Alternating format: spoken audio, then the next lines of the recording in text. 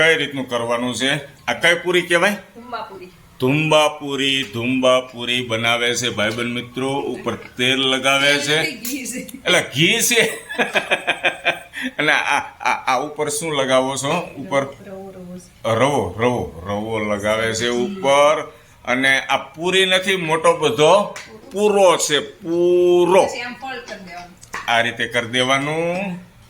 દેરાણી જેઠાણી બંને લાગ્યા છે, દેરાણી વણતા જાય છે. જો થાળી જેવડા પૂરા કરે છે અને આમાંથી નાની પૂરી બનાવશે. હમણાં કટિંગ કરે છે ધીમે ધીમે.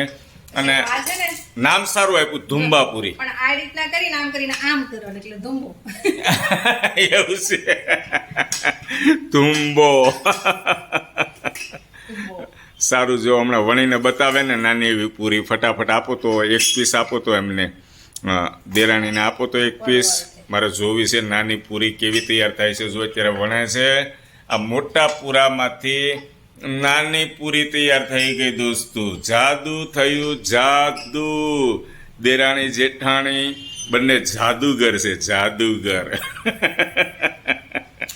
ખૂબ આનંદ થયો જોઈને. ધુંબાપુરી કોણ કોણ બનાવે છે દોસ્તો, કોમેન્ટ કરજો.